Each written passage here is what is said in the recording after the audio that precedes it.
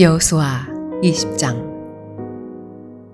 여호와께서 여호수아에게 말씀하여 이르시되 이스라엘 자손에게 말하여 이르기를 내가 모세를 통하여 너희에게 말한 도피성들을 너희를 위해 정하여 부지 중에 실수로 사람을 죽인 자를 그리로 도망하게 하라. 이는 너희를 위해 피의 보복자를 피할 곳이니라.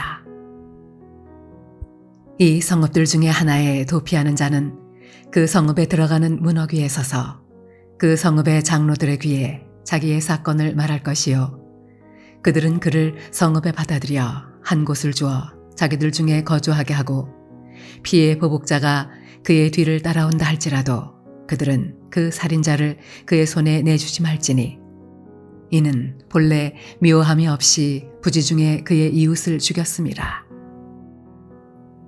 그 살인자는 회중 앞에 서서 재판을 받기까지 또는 그 당시 대제사장이 죽기까지 그 성읍에 거주하다가 그 후에 그 살인자는 그 성읍 곧 자기가 도망하여 나온 자기 성읍 자기 집으로 돌아갈지니라 하라 하시니라. 이에 그들이 납달리의 산지 갈릴리 게데스와 에브라임 산지의 세겜과 유다 산지의 기럇아르바 곧 헤브론과 여리고 동쪽 요단 저쪽 루벤 지파 중에서 평지 광야의 벳셀과 갓 지파 중에서 길르앗 라못과 므낫세 지파 중에서 바산 골란을 구별하였으니 이는 곧 이스라엘 모든 자손과 그들 중에 거류하는 거류민을 위하여 선정된 성읍들로서 누구든지 부지 중에 살인한 자가 그리로 도망하여 그가 회중 앞에 설 때까지 피의 보복자의 손에 죽지 아니하게 하기 위함이라.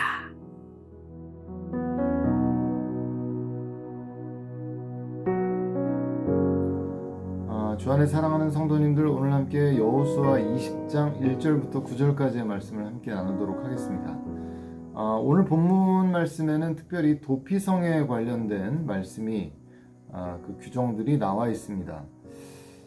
도피성은 말 그대로 피난처가 되는 도시라는 그런 뜻입니다.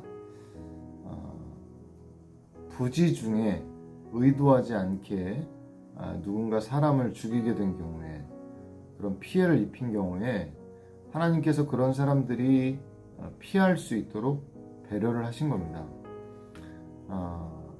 여기서 하나님께서는 그 죽임을 당하게 된 자들이 아무리 부지 중에 죽임을 당하고 그 사람이 의도하지 않았다고 할지라도 그 죽임을 당한 친족들의 입장에서, 가족들의 입장에서는 복수하려 하는 그런 마음들이 일어나게 될 것을 알고 계셨던 것이죠. 그래서 그들로부터 결국 그 보복을 당하는 그런 일이 일어나지 않도록 하나님께서 그들을 보호하려 하신 것입니다. 그래서 그 부지 중에 살인을 하게 된 그 사람이 결국 그 도피성에 들어가는 그 성문 문 앞에서 장로들의 귀에 그 자신의 사건을 이야기합니다. 그러면 이제 성읍에 있는 장로들이 이제 그 안에 있는 사람들이 그 이야기들을 쭉 듣고 그 사람을 그 도피성 안에서 보호하는 것이 합당하다라고 판단이 되면 그 사람을 그 도피성 안에 머무를 수 있는 곳을 제공해서 쉴 수 있도록, 거기서 피할 수 있도록 그렇게 해주는 것이죠.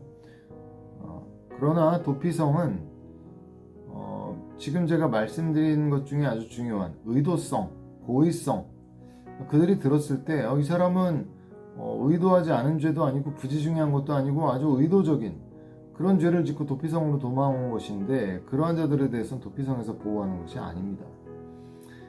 우리가 이 지점에서 우리가 기억해야 될 것은, 죄는 어떠한 죄든 다 악하지만 그 의도에 따라서 경중이 있을 수 있음은 우리가 보게 됩니다.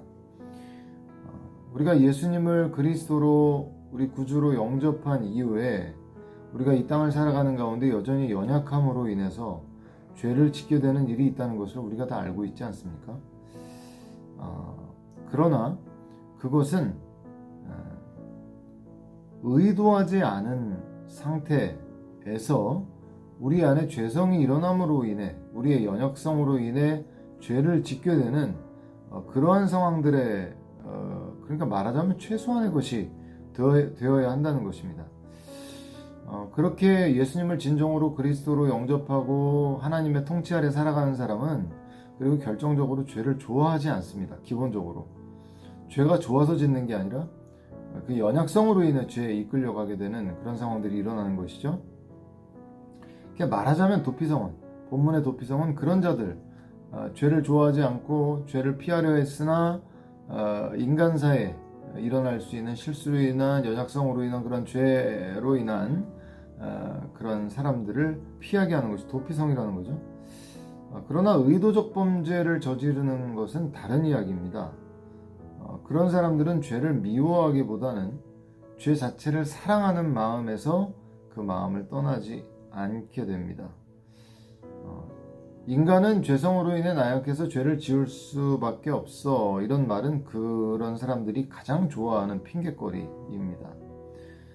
물론 하나님께서 성령의 모독, 성령 모독죄를 제외한 모든 어떠한 죄든 용서하시지 못할 죄는 없지만 의도된 죄를 계획해서 죄를 짓는 그런 죄에 대해서는 그것은 그만큼 무겁고 위험한 죄라는 것, 그리고 그 죄로 인한 파급력도 크다는 것을 우리가 기억을 하면서 사실 두려워해야 하는 것입니다. 그래서 우리는 이 말씀 앞에서 죄를 미워하는 마음 안에서 살아갈 뿐 아니라 성도라 이름하는 이들이 전혀 그 이름과 맞지 않는 의도된 범죄에 빠지지 않도록 주의해야 할 것입니다. 또 한 가지 의문사항은 본문을 보면서 왜 만일 그 사람이 무죄한 경우에 당시 대제사장이 죽기까지 그 성읍에 거주하다가 이후에 자기 성읍, 자기 집으로 돌아갈 수 있게 했느냐에 대한 부분입니다. 여기서 대제사장의 죽음이 의미하는 바는 그 대제사장의 죽음이 그 죄를 지은 자에 대한 속전으로 간주가 돼서 그 사람의 살인죄를 상쇄시켰다고 보고 있는 것입니다. 결국 대제사장의 죽음은 인류의 영원한 대제사장 되시는 예수 그리스도의 죽으심의 한 모형이라고 할 수 있는 것입니다.